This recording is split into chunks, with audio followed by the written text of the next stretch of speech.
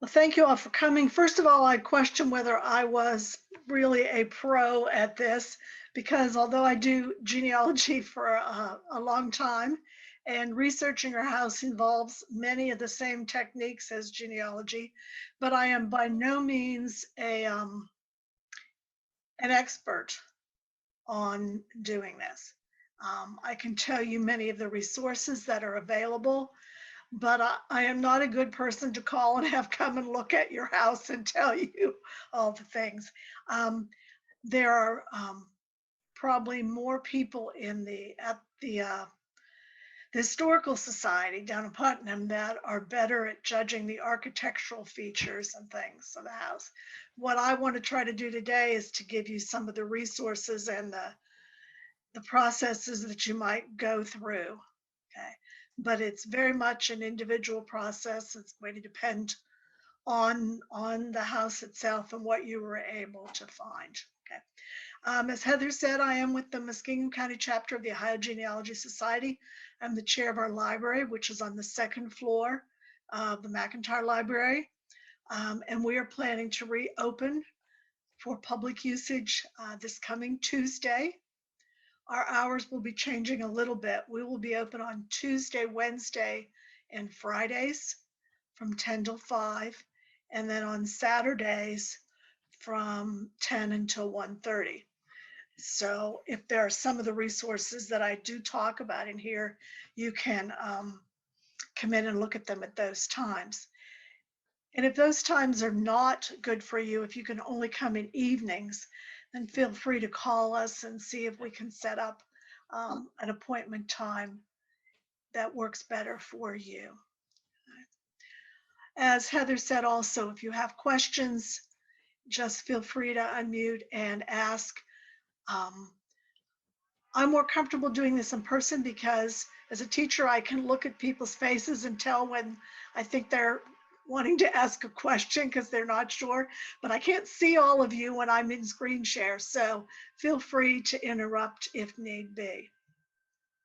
Okay, so in the beginning, as with most types of research, both your house and genealogy, you start with what you know and you work backwards. So start by gathering up everything you have at home, and you might have more than you think you do. Do you have any deeds, both your deed or older deeds for the house?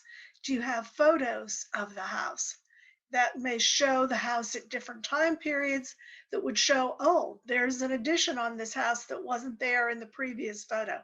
So gather up most things that you have at home to begin with and have some way to organize that and keep it all together, whether it be a notebook or a folder, so that you can keep track of everything.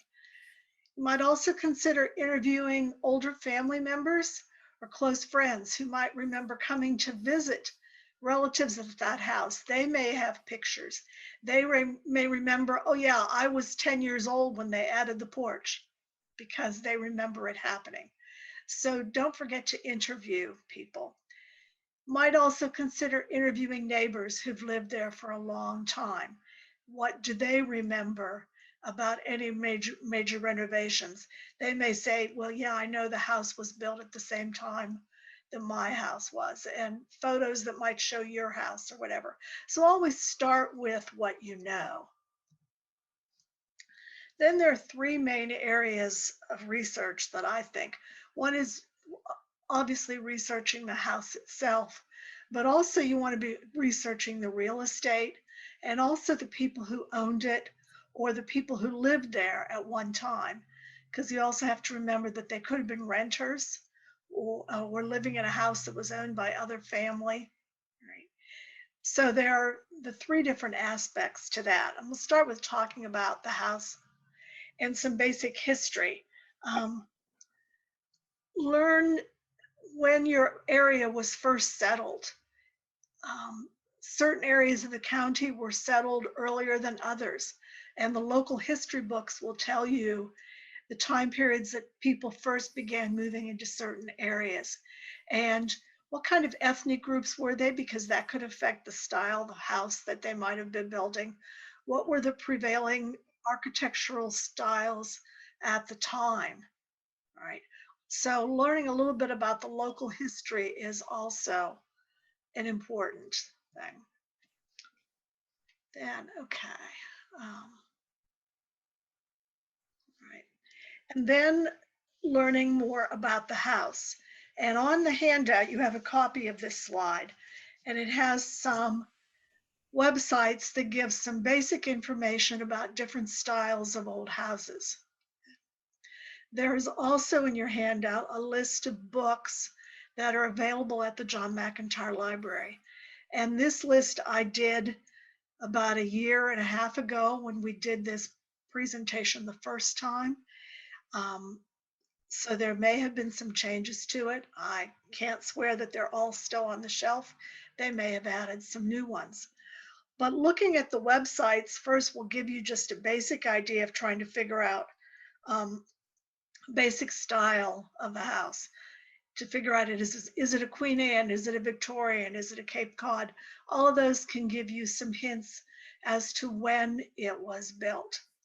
And then looking at the books is where you can get more information about a lot of the architectural details, especially the one that's on there that I listed on the screen as well. And I don't know, Heather, the closed captioning sometimes covers those up. So I don't know if that's an issue for anybody, but I can turn um, that off if nobody needs it. okay. Does anybody want her to leave the closed captioning? No? All right. Okay. Okay, the one that I have listed there down at the bottom is called A Field Guide to American Houses. And that will be able to take you into much more details about the different styles of houses and the different features that were added at different times to houses. So you need to look at what clues in the house itself will give you hints. Looking at the building itself, what style are the windows? What style are the eaves? Does it have closets? Because closets, surprisingly enough, for a relatively recent renovation, you know, many of the older houses didn't have closets. You had hooks on the walls, or that's why you had the big old wardrobes that you could hang your clothes in. They didn't have the closets. Um, does it look like it was built over different time periods with additions that were put on at different times? Are there any exposed rafters or beams up in the attic that somebody building the house might have autographed it and left his name and left the date on it? You find those many times. If they're bricks, who made the bricks? And can we tie that brick to any specific manufacturing period? There were several companies in the area that made brick, but again, it could have come from somewhere else. And I don't know if you're all interested in houses that are actually in Muskingum County as well. So um, wallpaper. When you're taking the wallpaper off, do you find some different layers that have different designs and things? And again, when you've taken the wallpaper off, did anybody sign the wall before they put the wallpaper on? Um, did anybody put some old newspapers in there for insulation when they were doing things? The dates on those can also give you hints to the time periods. Um, does it look like it's the same time period as other houses in the neighborhood, or does it look much older? Um,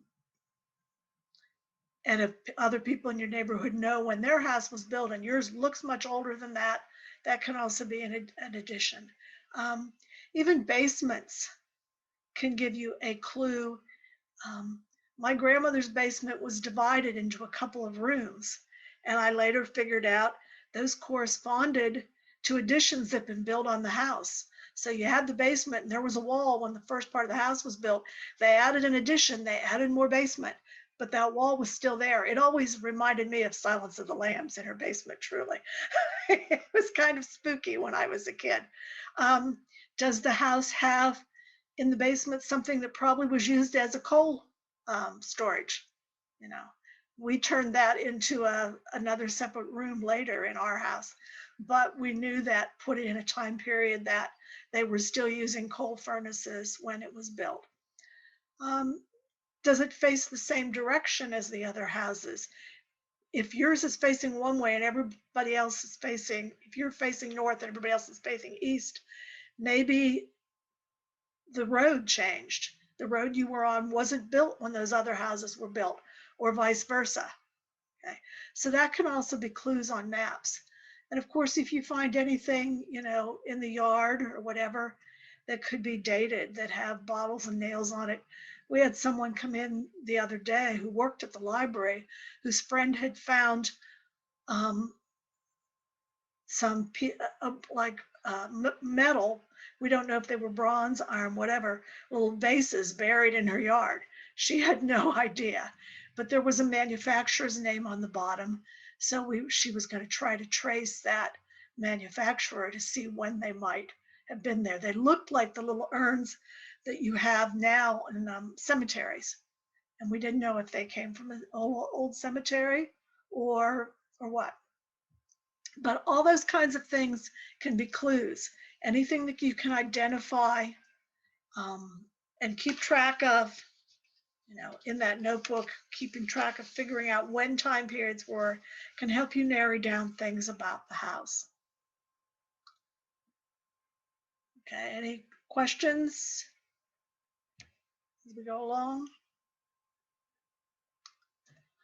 Okay, the other thing you can look at are records on property taxes. And through the auditor's house, right? Because if there are changes, great changes, I just lost my mouse, there we go, great changes in the tax, the assessment, that can help you, okay, you have to investigate, first of all, was there just a general assessment that time that everybody's taxes went up?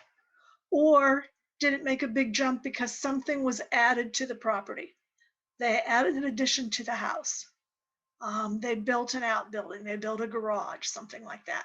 So when you go to the auditor's house and you go to search, okay, and I've just put in my name to use mine as an example. Brooke, you'll have to switch your screen sharing over to Chrome. Oh, I'm sorry. I forgot. I wasn't thinking about that. Yeah, it's weird. I haven't done, okay, no, that wasn't what I should have done. I stopped share. Let's see. Here we go. Okay. Have we all got it now? Yep. Okay. So you get a picture of what it is now. It will tell you what the acreage is, which I can't see because I'm going to have to shrink your faces down. I'm sorry, to see all of that. It tells you how many acres there are. And it tells you what the assessment is. It tells you when it was last purchased, at what cost. Right? And as you keep going down,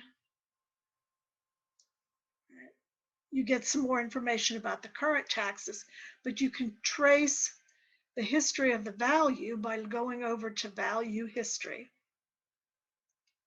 And it takes you back. Now on the auditor's side, it only goes back to the 1990s. But depending on where you're starting, that may get you far, partially. I am told that the older records are available at the County Records Department, which is in the Hickson building. So they can even take you back and show you further on that. If you look at dwellings, it tells you more a little about the house, but also you can look at sketch, and it gives you a sketch of the house and shows what were original and what were done maybe as additions as well. You can also look at a map, and this takes a little bit to load.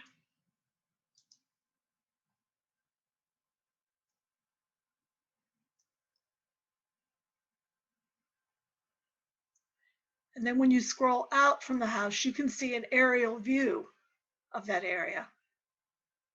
Okay. And see the other homes. And you can then click on some of those homes to also be looking at age of the house and whatever. That information is all public record. Okay. Now,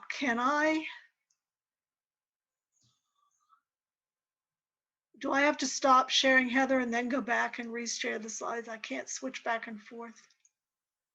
Yeah, unless Okay.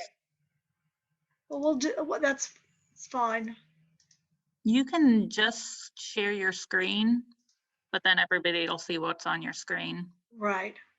Well, there's a couple other times when I want to go to websites too, so we're going to have to be switching back and forth, I think. All right. Okay. And then I have to be able to, I didn't think about that. The other thing then you should look at once you've looked at some of the features of the house is the actual chain is who has actually owned the property, right? To get a legal description of that property and to find out who has owned it over time period. Because sometimes deeds will have descriptions of the houses, right? Not always, but they may have descriptions, but they will also tell you the amount that was paid for it. And again, if there's a big change in the amount, it may indicate that something was done to the house. They may have made an addition on it. So the next person who bought it was paying more money for it. Okay. Deeds are on the Muskingum County Recorder's Office, and you can search them in person or you can search them online. You again start with your name and work backwards. Okay.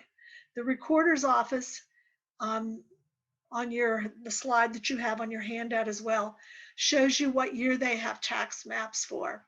They have deeds from 1803 to the present, and they have plat books, which also show ownership and land, and a couple of the atlases from Muskingum County.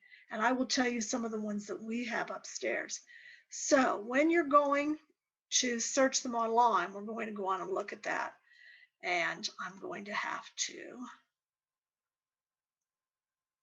switch the screen again here. If we ever do this again, we'll have to figure out an easier way to do this.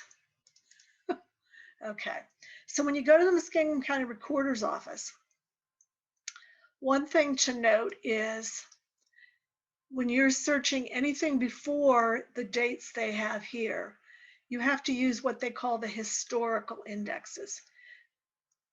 So if you're looking at the more recent records, you can look with the regular index. You go down and start with public access.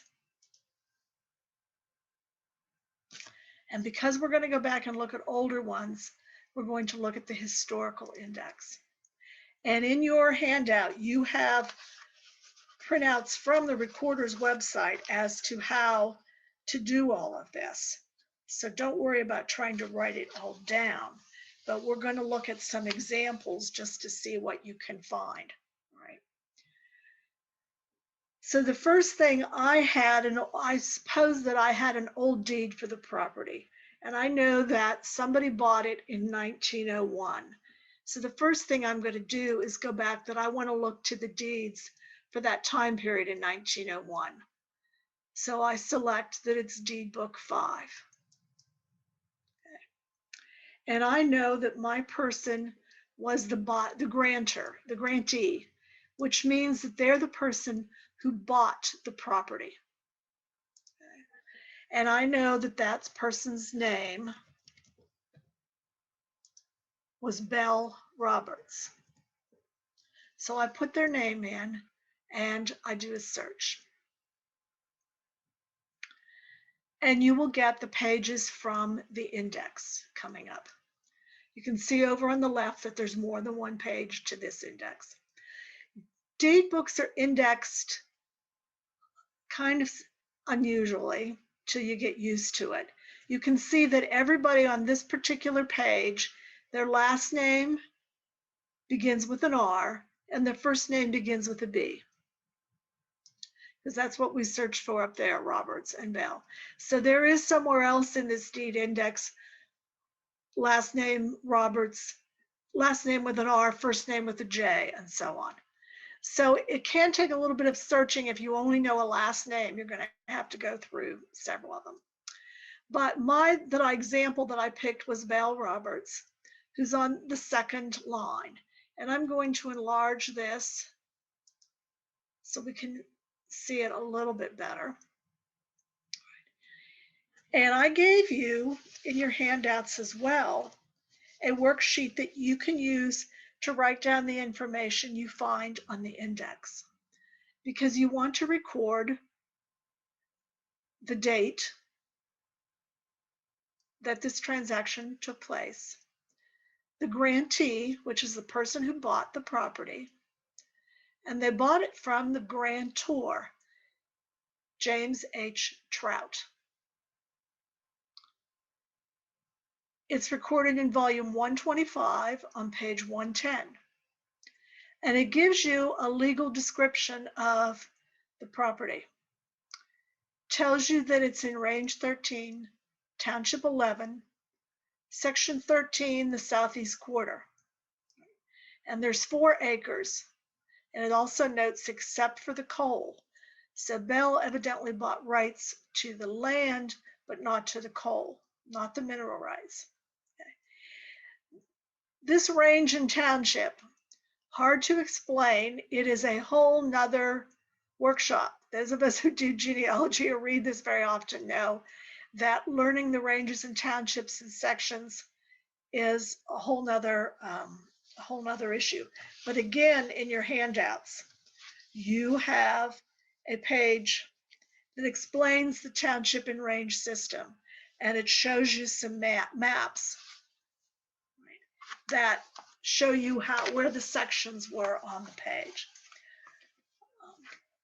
And when you look at some of the atlases that the recorder's office has and that our library has, you will see the ranges of the townships and the sections are marked on the maps. For now, take my word for it that this puts it in Brush Creek Township. Okay. But it is a way to help track the property, because you might later on, as we're looking for James Trout, we might find one that says 1311 section 15. Okay, it's close, but it's not the same piece of property. So keeping track of that range and section number can be important. Once we know that Bell brought this from James, and it says it's on volume 125, page 110. So up here at the top is a place to select your volume. Go way down on this one. 125. And that it's on page 110. And then tell it to search.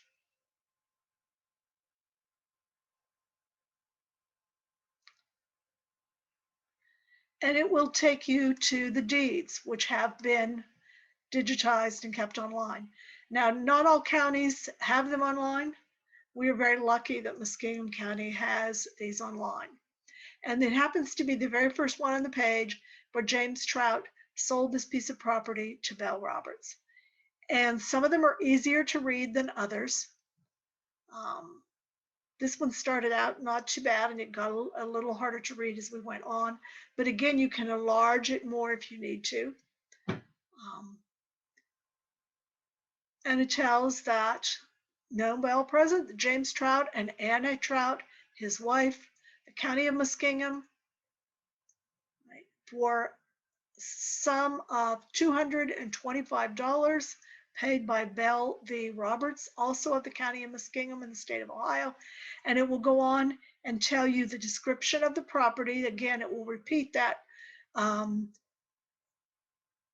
range 13, township 11, mention that it's in Brush Creek, okay, and so on. Right. And you can go through and read a description of the property to see, does it talk about any buildings that are on it? May or may not.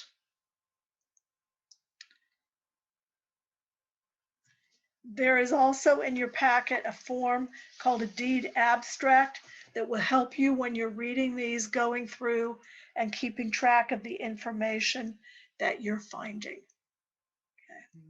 If you want to print this out, you can see over on the left that it's page 110, and you put a little check in that box. Always go all the way down to see if the deed goes on to another page. And this one does go on to the next page, just for a little bit.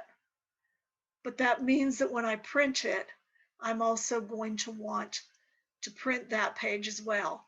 And then you can go to print, tell it to print your selected pages, and you will get the ones that you need. I'm going to go back to the original deed. Okay. Again, any questions? Am I losing anybody? Can't see your faces, so I don't know.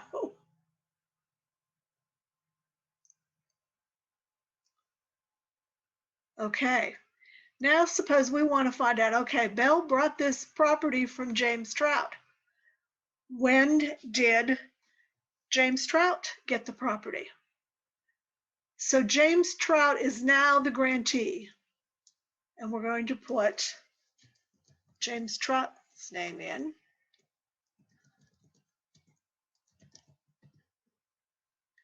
And I'm going to search.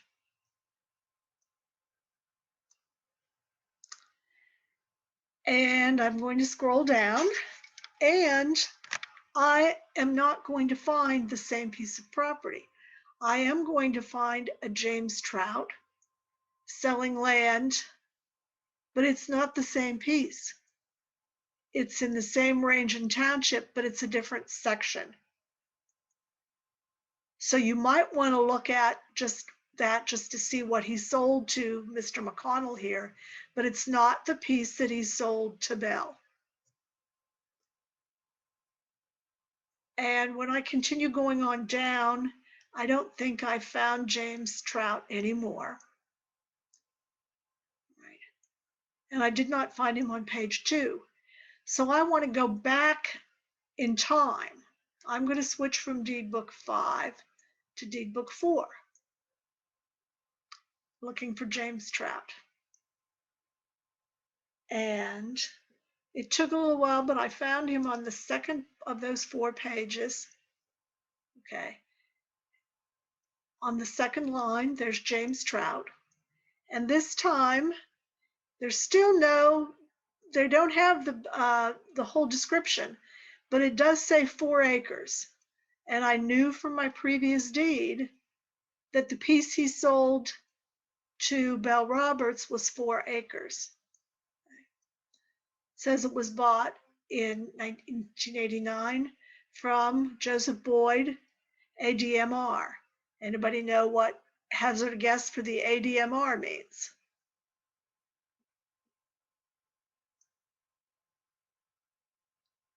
No one?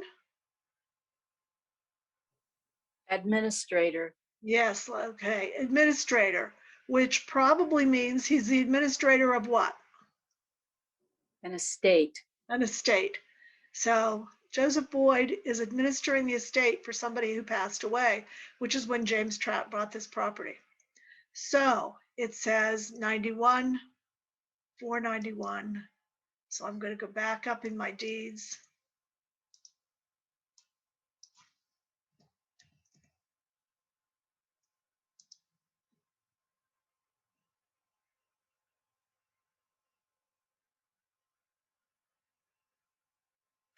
And this time I have to scroll down a little bit to find where it begins. But there's Joseph Boyd, the administrator, selling to James H. Trout. When we read it a little bit further, he was the administrator of Thomas L. Wilson, late of Brush Creek Township. All right. When I read further down, I do find in there that it has that same description, that it is range 13, Township 11, Section 13, the same one that I had before. So that's how I would know that I had the correct piece of property.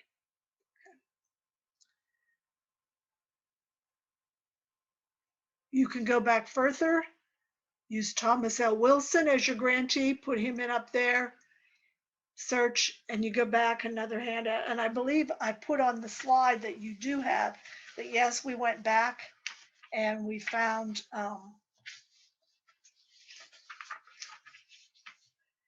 that he got it from somebody named James Hamilton in 1862.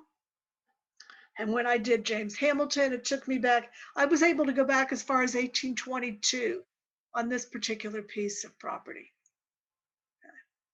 And I might have been able to go further than that. I just felt that was enough examples to give you.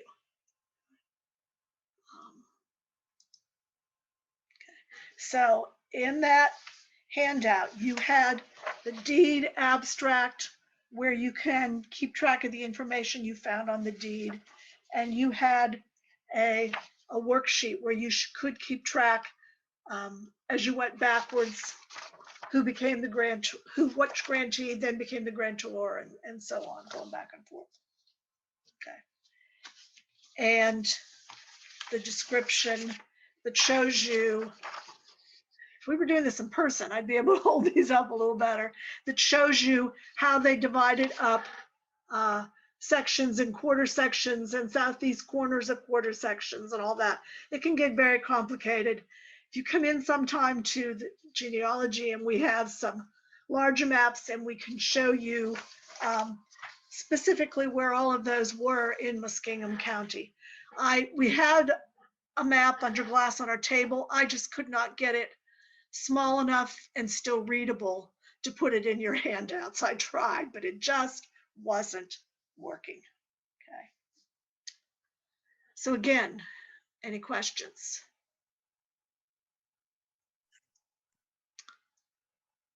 Okay, get back to,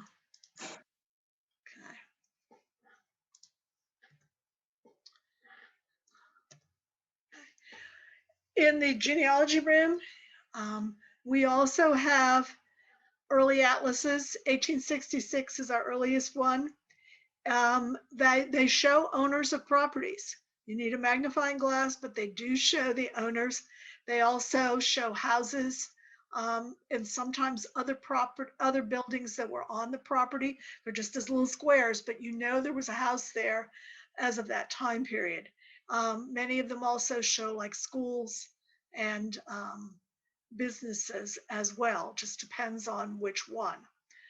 We also have Sanborn insurance maps, which I'm going to show you an example of in a little bit, which are really cool things to just spend some time exploring. There are also some more recent plat maps I have listed down on the screens. I'm not sure how accurate those are. They're not as detailed as those older maps go. It just depends, I think, on the time period that you're looking for. Okay, but if you know that you can trace property back to the 1866 atlas, that's the earliest one that we do have. Okay, but we have some magnifying glasses you can borrow as well. Whoops, I went too far. Okay, the recorder's office also has plat books of subdivisions. Okay, the county map department also has maps and some Sanborn maps. You can also find the Sanborn maps at the Library of Congress. Now, Sanborn maps are a little hard to explain unless you see them. So, Sanborn maps were done, and again, I have to switch. There has to be an easier way. Okay, so I'm going to just select one for Zanesville. This is the Library of Congress's Sanborn map. If you go to Ohio and search, there will be a list of the cities of Ohio that they have maps for. They have the little asterisks after them. And Zanesville's way down at the bottom, of course. Sanborn maps were made for fire insurance. And the idea was to show what the buildings were made out of, what might be stored there that might be hazardous. Did some of them, and when you get to a little bit later years, will tell you that they are on the city water supply, so they have a water supply for the firemen. They have, they have all sorts of details. But again, till you actually see one, it's hard to explain a little bit. I'm going to do some enlarging. Okay. The different colors are different things, what the building was made out of. Okay.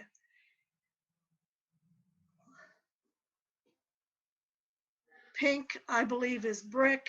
The yellow, let me make this a little bit larger yet. So you can see that this is the intersection of Main and, I keep hitting the other things like the thing that says I'm talking. Main and 4th, okay. It shows the numbers on the street and it shows the buildings. This was department store. Okay. There's the county courthouse, marked as being fireproof because of what it's made out of. Okay. I want to pick another one that shows you more of a residential area, which is what you are more looking for. Okay.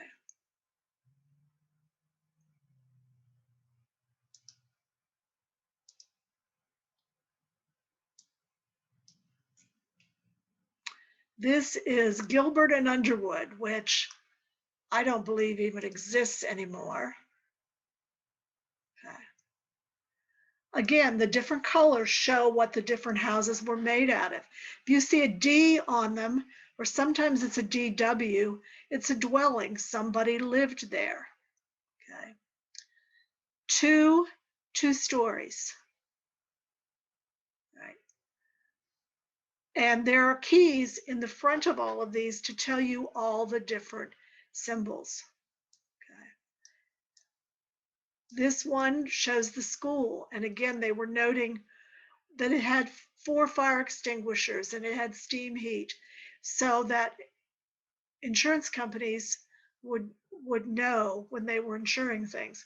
It's interesting if you get houses in the middle that are surrounded by some factories, those houses are going to cost more because it will show you on the map where the flammables were stored in those factories. If it was a livery stable, where was the hay stored? Okay. This is showing that there was a water main pipe. Probably some of the ones that are still breaking in Zanesville are I would not be surprised. Okay. So these can be really cool just to play around with, even if you're not looking for the history of a property. Okay. But what the neighborhood looked like at the time. Part of the house, this is one building made out of 2 different things. Might have meant that it was added onto at one time and the addition was made out of different material. But you can also compare its profile on one map to a profile on the other map. And if it's changed, then you know some additions have been made. I want to get one that shows a bigger factory just because I think they're cool.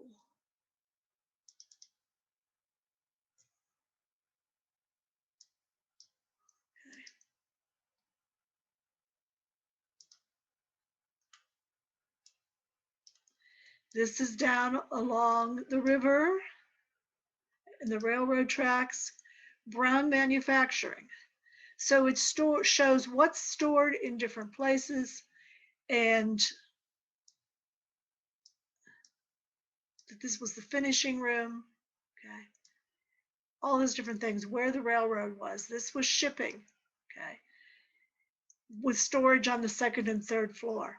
So you can look to see just to see what else was in the neighborhood beside the house, okay? This was a wood shop, storage in the attic. Here was a blacksmith. I'm not sure, there was a foundry. I'm not sure what all Brown Manufacturing made. That one is new to me, okay? And there is a place on these. Also, if you scroll down on here, nope, have to go back up again. A second, back up. Back at that first page, you can go down and there are keys and it will show you the colors and what they all stand for.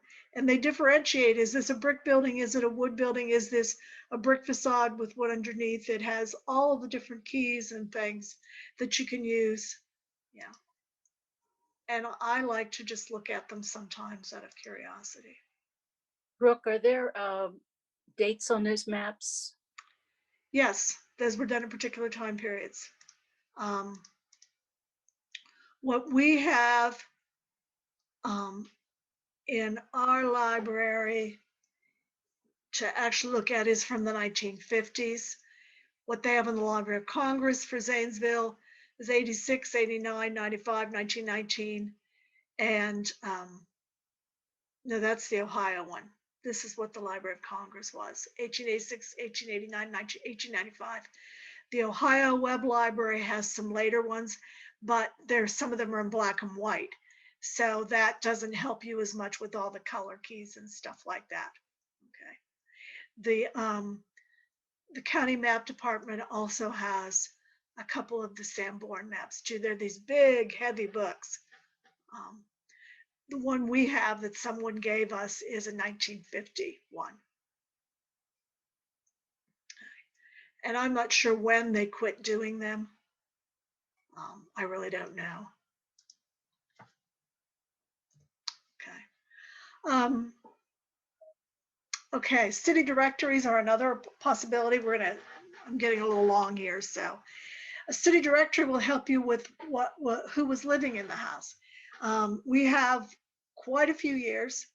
But information varies depending on what year they did it. There's always a list of abbreviations and introductions at the beginning of the book, which is always a good thing to read. Realize that they're probably a year out of date when you get them, because it took a while to gather the information. They couldn't send everybody a questionnaire on the internet and gather their info. They were probably doing it door to door in many cases. And remember that it indicates who lived there, not who owned the property. Right? They're alphabetical. The early years only listed the head of household. Then they started putting the wife's name in parentheses. Then they started listing both the husband and wife alphabetically, and children, if they're over 18 and still living there, they would be listed. At some point you will see it down. I've seen as low as 16 with the word student after their name is occupation. There's also sometimes a street directory in the front. They didn't do that in the real early ones, but there's usually a street directory. It's an alphabetical listing of the streets, and it tells you what the cross streets are. So if it's a street you're unfamiliar with, you can kind of figure out what part of town that it is. And it will list houses and businesses on that street by the number with just a name, no details. So if the house number has changed from one directory to another, look at those street directories, because it may simply have been that the houses have been renumbered. Your house might still be in the same place. The person's living in the same place, but there were more houses, and so they redid the numbering system. Sometimes there are lists of street name changes, but I do not see very many like that. I wish there were more of them. If anybody ever does find a source that shows where all the street name changes in Zanesville were, we would love to have it, because That can be a problem at some times. And of course, many streets disappeared when the interstate was built.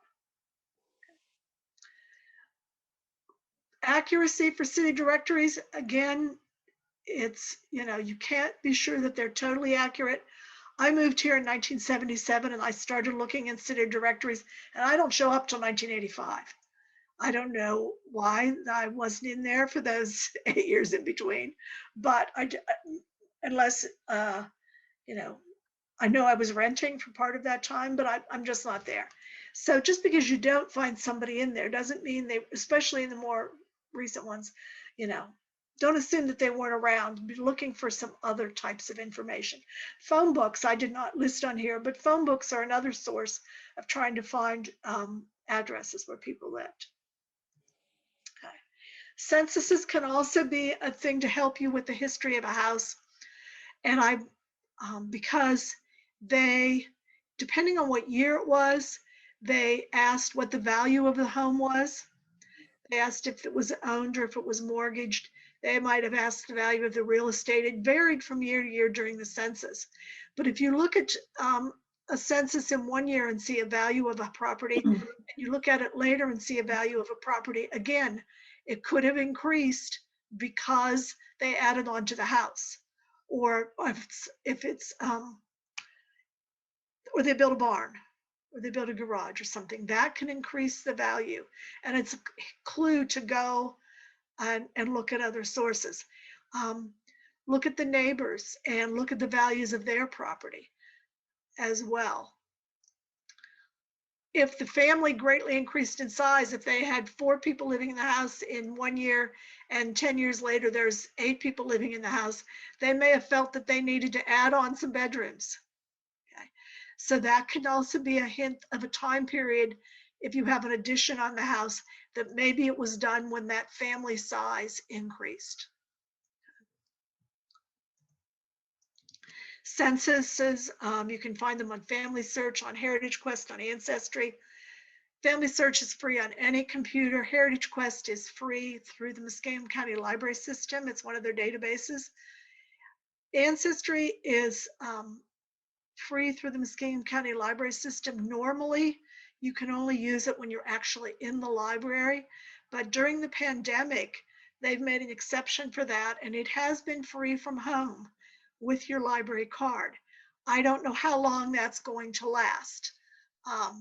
My suspicion is they're getting people hooked and hoping that when they take that away again, people will then want to buy their subscriptions. But I have not seen any update as to how long that's going to be happening. Right now, it ends on December 31st. Okay, good. Yeah. So you can access it at home as long as you have your library, public library card through that. It is the library edition. So not all of Ancestry's features are available in the library edition, but the censuses are. Okay. But if you run across something you're looking for that you can't find through the library edition, then you might need to try a subscription. Or if you happen to come into the genealogy library when the right person is working, some of us have personal subscriptions that we can help with things too. But Family Search, the censuses are free at all times. Wills and estates might also help you because they might tell you, again, when somebody passes away, do they list who they're leaving the house to? They're found in probate court. Family Search has digitized all of the older probate records, but they have not indexed them yet. In the genealogy room, we do have an index that we can help you trace down the case number that you would then want to find on Family Search. And we have directions written up on how to do that, that we can either email to anyone who tries to get in touch with us or show you how to do it online. You may also find inventories of the estate, which tells you other things that they owned, like furniture or personal belongings, which gives you a window into what kind of life did they lead. Anything from, They're from clothing is sometimes listed to chickens, to cows, whatever in those inventories. And don't forget newspapers. Search for the address of the house. It might show up in the crime reports, in an obituary, in the real estate transfers. I have found mine when I did this when I was having yard sales. Those will show up in the newspapers. Newspaper archive is free through the Muskingum County Library website. Newspapers.com is a subscription service that is owned by Ancestry. But again, if you happen into the library on the right day, some of us have subscriptions. And there is one from the Ohio History Connection called Ohio Memory, which focuses on Ohio newspapers. And they do have some of the smaller newspapers that Newspaper Archive and newspapers.com don't have. But it's worth looking at all of them. You might also find, like I said, the real estate transfers or anything that was being done. Sometimes they had to list building permits or things like that that might show up. If the house number and the street don't show up, try just searching the street and look to see if you find anything with the name on them. Okay. Find a way to record all the information that you are finding and share it with your family. Some people like to write narratives about it. Some like to make timelines with the different photographs. Give a copy to somebody who buys your house so that history isn't lost again. Those are all ways, because once you've gathered and done all this work, you don't want it to disappear. Okay. So there's more than just looking at the physical building of the house. Obviously, that's important, to looking at the architectural features, using those books that will show you examples of all those features and give you approximate time periods that they were popular, and those websites. Okay. The last two things in your packet, one is a list of resources, types of resources that we have available at the History Center. And the very last one is a membership form, in case you're interested. Lois happens to be our membership chairman. She would be happy to take that. And we have volunteers there. As we said, we're going to be Tuesdays, Wednesdays, Fridays, and then Saturday mornings. But if you can only do an evening, call us or email us, and we will see if we can accommodate you at some other time. It's all volunteers, but we will do our best to accommodate. Okay. Thank you all very much for coming. Wish we could have shown you some of these things in person, but hopefully you will take the list and go down and check out the things the library has, and also the things that we have upstairs in the History Center. Thank you.